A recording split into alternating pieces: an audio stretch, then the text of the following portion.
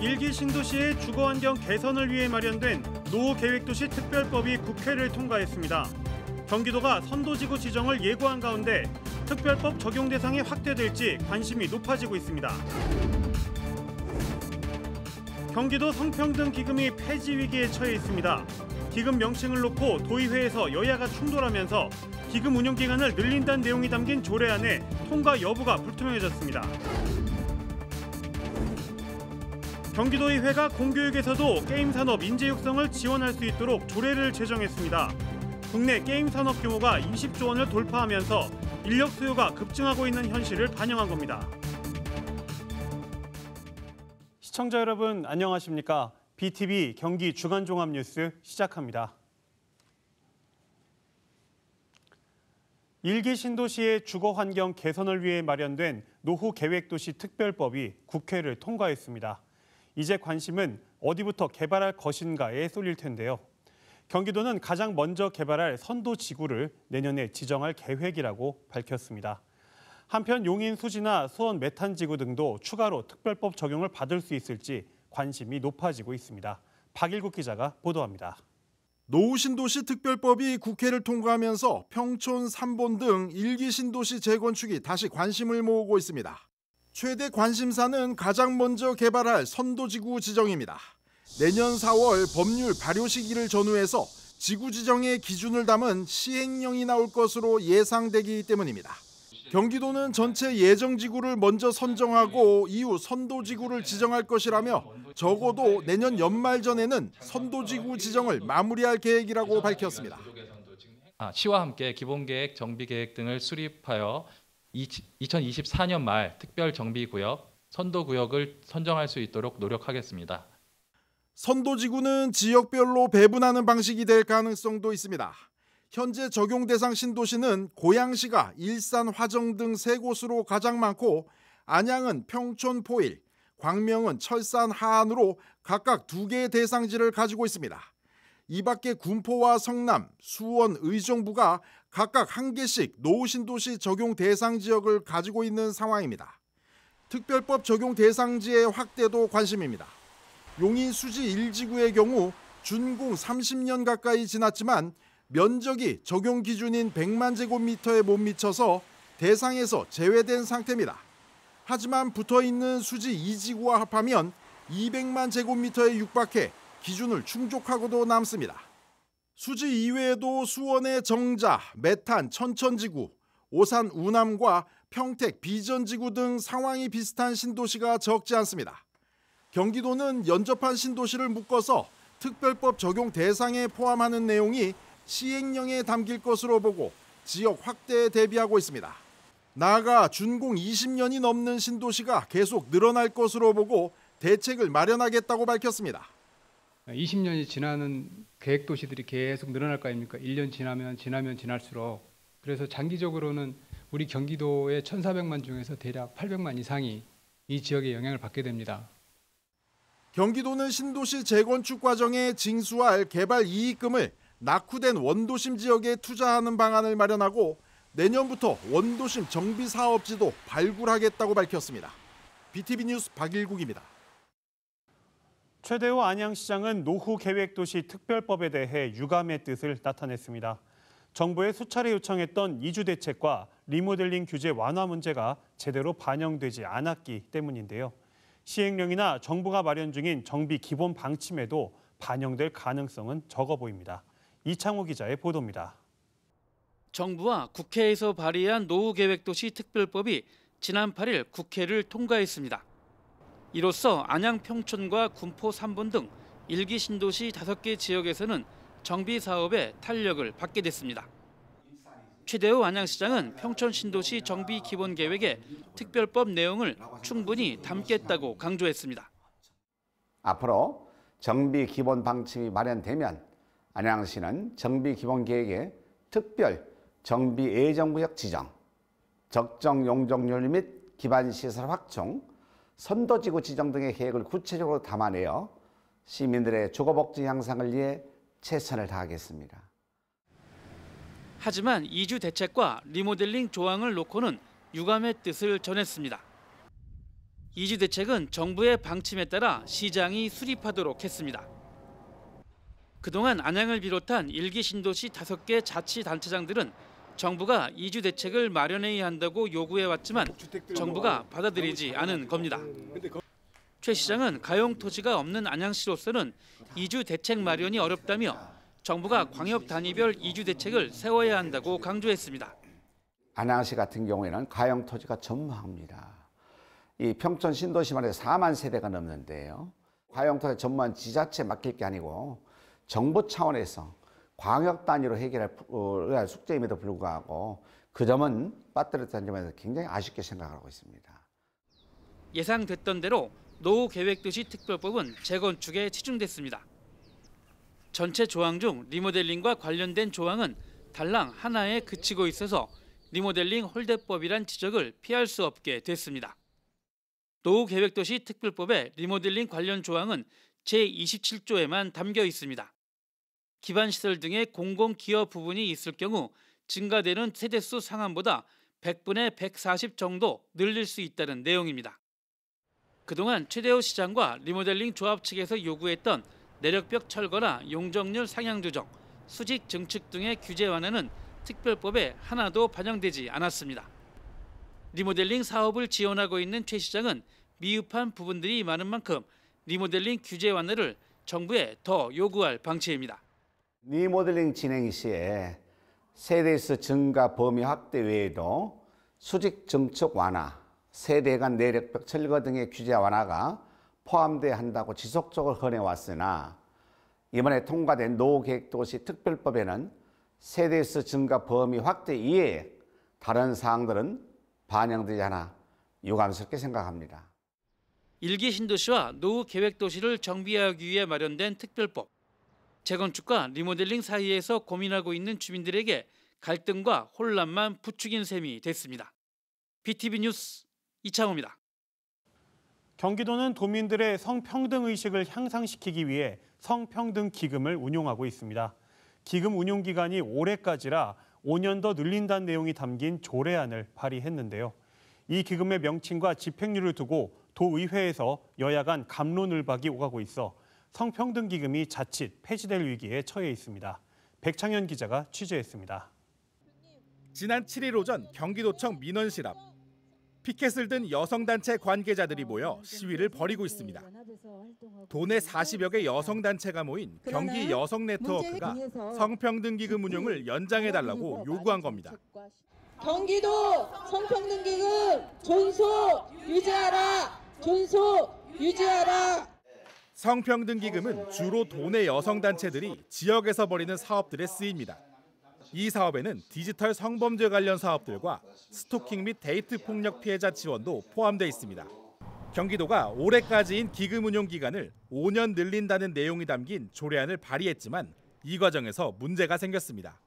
도의회 양당이 기금의 명칭을 두고 협의점을 찾지 못하면서 기금 존속 기간 연장이 담긴 조례안이 계류된 겁니다.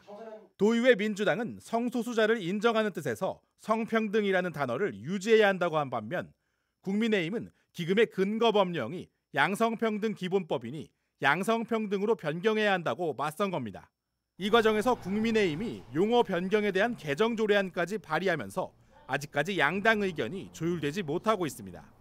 기금의 존속의 여부에 대해서는 누구나 반대하는 건 아닐 거예요. 국힘의 일부분의 의원님들이 그 용어를 갖고 지금 계속 따지는 거 아니에요. 성평등이다, 양성평등이다.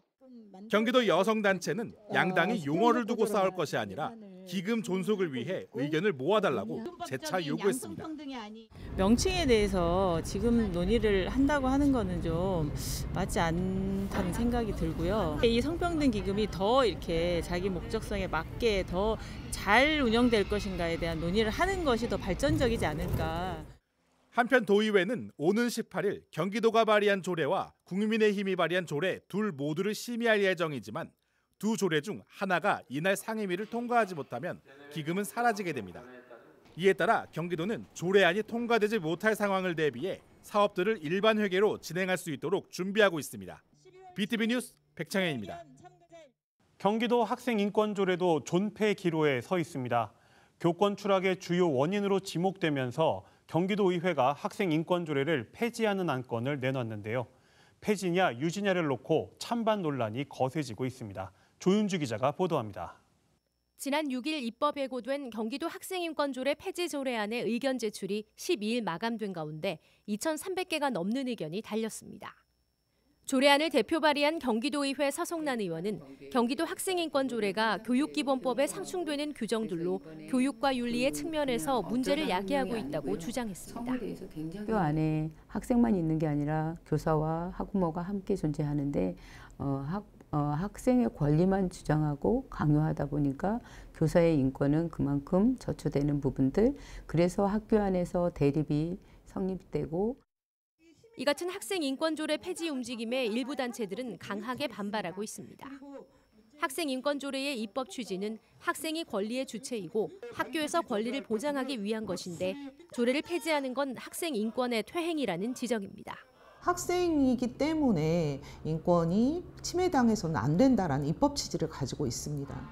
그런데 경기도 학생인권조례가 제정된 지 13년이 지난 지금도 입시 위주의 경쟁 체제 속에서 아이들이 학칙이라는 어떤 이유와 그리고 차별이라는 이유로 인권 침해가 지금도 계속적으로 이루어지고 있는 학교 현실 속에서 경기도 학생인권조례는 계속적으로 유효하게 지금도 필요합니다. 또 학생 인권 조례가 추구하는 학생 인권 보호와 학교 현장이 요구하는 교권 보장은 대립 관계가 아니라며 학생 인권 조례 폐지를 반대했습니다. 교권 침해와 학생 인권은 대립적인 구도로 보지 않는 게 맞는 것이고요. 그리고 사실은 둘 다 인권의 기본권을 존중한다라는 차원에서 제로섬 게임이 아니다라는 걸 알 수 있고 둘 다 신장해야 될 우리의 기본권이다라는 개념으로 봐야 한다라고 생각됩니다. 학생 인권조례 폐지를 놓고 찬반 의견이 팽팽한 가운데 오는 18일부터 열리는 해당 상임위에서 통과될지 관심이 쏠리고 있습니다. BTV 뉴스 조윤주입니다.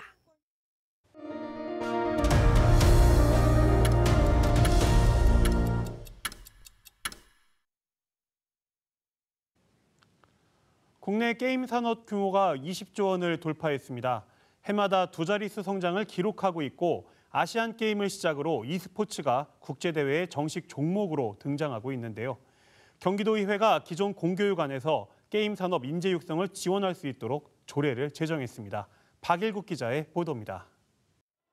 안양에 있는 경기 게임 마이스터 고등학교입니다. 게임 개발자를 양성하는 국내 유일의 공교육 시설입니다. 한 학년 정원은 80명 정도로 게임을 만드는 기초기술부터 그래픽, 기획까지 체계적으로 배웁니다. 3학년이 되면 직접 만든 게임을 출품하고 일부는 시판 단계에 가기도 합니다. 사막을 배경으로 한 오픈월드 어드벤처 액션 게임인데요. 플레이하는 사람이 재밌어야 하는 거잖아요. 확실히 어떻게 하면 재밌게 할 수 있을까 만들면서도 계속 고민하고 그런 게 가장 어려운 것 같습니다. 졸업생은 거의 모두 게임 업계로 진출합니다. 국내 게임 산업 규모가 20조 원을 넘어섰고 대형 게임 회사만 20여 곳에 달하면서 인력 수요가 크게 늘고 있기 때문입니다. 개발 분야와 함께 전문 선수로 진로를 선택하는 학생도 많아서 이젠 공교육이 게임 산업에 문호를 열어야 한다는 주장이 힘을 얻고 있습니다. e스포츠는 산업의 생태적인 측면에서 보면 너무 어린 나이에 선수로 양성을 해야 되기 때문에 학업과 병행해야 될 시기가 겹쳐서 학업을 포기하는 과정이 있으니 이 부분을 보완할 수 있는 공교육 안에서의 제도적 장치가 필요하다. 경기도가 e스포츠에 대한 인식을 개선하고 교육청 차원에서 지원할 수 있도록 제도적 기반을 마련했습니다. 경기도의회는 학교 내에서 게임 관련 교육을 하고 대회 개최와 포상까지 할 수 있도록 e스포츠 지원 조례를 제정했습니다. 게임으로 하는 e스포츠도 좀 그런 교육감기 대회나 교육장배 대회 이런 것들을 개최할 수 있는 게임이란 것이 너무 나쁜 것만은 아니다. 이런 인식도 좀 개선하자. 이런 두 가지 취지에서 발의를 하게 됐습니다. 조례는 선수를 지원하고 e스포츠 시설 이용료 등의 예산을 지원할 수 있도록 규정하고 있습니다. 경기도의회는 게임에 대한 학부모들의 의견 등을 고려해 이후 게임과 관련한 추가 지원 방안 등을 검토할 방침입니다.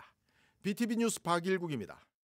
멸종위기종이자 천연기념물인 검은머리 물대새가 5년째 안산 대부도를 찾아왔습니다. 새끼들을 낳고 새살림을 차리고 있는데요. 반가운 손님을 어떻게 맞이해야 할지 환경을 사랑하는 사람들의 고민이 커지고 있습니다. 현장을 이재문 기자가 취재했습니다. 안산의 대부도 바다향기 테마파크와 인접한 갯벌을 망원경으로 살펴보는 사람들. 작은 바위섬 위에 독특하게 생긴 새가 관찰됩니다. 검은 머리에 주황색 부리, 빨간 눈을 가진 천연기념물 제326호 검은머리 물대새입니다. 검은머리 물대새가 이곳에서 관찰되기 시작한 건 지난 2019년부터 매년 4월 초에 찾아와 짝짓기를 하고 번식을 합니다. 매년 한두 마리의 새끼가 태어났는데 올해는 모두 3마리가 알에서 깨어나 가장 많은 개체수가 확인됐습니다. 예년보다 일주일 정도 빨리 번식에 들어갔고 같은 개체인지 아닌지는 모릅니다. 그래서 전문가님들이 얘가 같은 개체가 오는 거일 확률이 높다 이렇게 말씀하세요. 그러나 검은머리 물대새들이 부화에 성공하기까지는 큰 난관이 있습니다. 알을 낳는 장소까지 사람들이 접근할 수 없게 통제되어 있기는 하지만 늘 위험이 도사립니다. 검은머리 물대새들에게 가장 큰 위협은 사람입니다. 환경단체 회원들과 시민들이 둥지 보호 활동을 하고 서식지 주변에 쓰레기를 줍는 환경 정화를 하지 않았다면 검은머리 물대새가 매년 찾아오지 못했을 겁니다. 나중에 새들이 막 머리를 막 쫄려고 그러고 그러니까 나오시긴 했어요. 근데 이제 지키지 않았다면 우리가 사실은 그분이 왜 들어가셨는지 저희가 모르죠. 양동이 들고 들어가셨기 때문에 알을 가지고 나오려고 들어가신 건지 아니면 그냥 낚시 잡으려고 낚시 털을 보려고 가셨던 건지는 모르겠어요. 매년 부화에 성공하지만 새끼들이 완전히 자라서 둥지를 떠나는 확률은 낮습니다. 올해 낳은 새끼 3마리도 부화한 지 얼마 지나지 않아 관찰되지 않았습니다. 번식지가 워낙 좁아서 천적으로부터의 보호가 어렵습니다. 움직임이 이제 천적한테 눈에 잘 띄는 거예요. 그런데 문제는 우리가 지금 계속 번식 성공하는 고기는 공간이 뭐 2m 정도밖에 안 되잖아요. 그 안에서 걔네들이 움직이다가 천적이 나타나면 어디 숨을 데가 있어야 되는데 그거 자체가 없는 거예요. 내년이면 대부도가 육지와 연결된 시와 방조제 물막이 공사가 준공된 지 30년. 바다가 호수가 되고 갯벌이 농토가 되면서 검은머리 물대새의 서식지는 점점 사라졌습니다.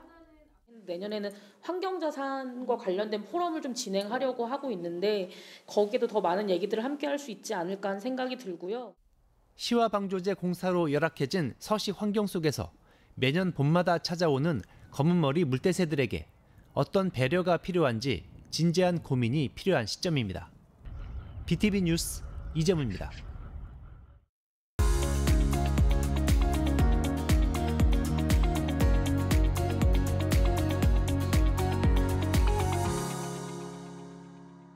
한 번에 끝내는 119초 안전교육. 오늘은 안전하게 비행기 타기. 비행기를 탔을 때 갑자기 기체가 심하게 흔들리거나 비상착륙을 해야 되는 상황이 생긴다면 이 3가지만 꼭 기억하세요. 첫 번째, 나의 몸과 남의 몸을 다치게 할 수 있는 볼펜, 안경, 벨트, 귀걸이 같은 위험한 물건들은 얼른 잽싸게 몸에서 모두 제거합니다. 두 번째, 좌석에 앉아서 안전벨트를 착용하고요. 안전벨트를 착용하고 나서는 우리의 몸을 보호해줄 수 있는 충격 방지 자세를 취해줍니다. 충격 방지 자세는 간단해요. 머리를 아래로 숙이는 게 핵심입니다. 머리를 숙인다는 것은 머리, 목, 척추를 보호할 수 있고 뱃속에 있는 장기들도 보호할 수 있어요. 참, 비행기에 있는 안전벨트는 차에 있는 안전벨트와 다른 거 아시나요? 차에 있는 안전벨트는 눌러서 해제하지만 비행기는 이렇게 버클을 올려서 해제합니다. 비행기를 탔을 때에는 몇 번이고 익숙해지도록 한번 연습해 보세요. 세 번째, 이거 진짜 중요해요. 무조건 기억하세요. 바로 승무원의 지시에 잘 따라야 한다는 건데요. 비행기가 흔들린다면 승무원들은 우리 의자, 테이블을 원위치시키라고 해요. 이유는 두 번째 충격 방지 자세와 똑같아요. 우리 몸의 충격을 최소화하기 위해서. 한번 보실래요? 분명히 차이가 있죠.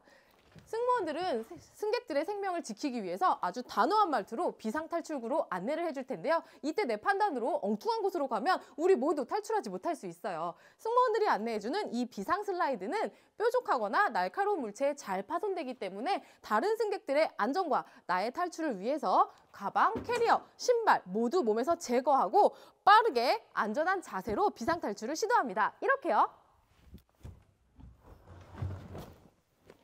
모두 안전한 비행 되세요. 안녕.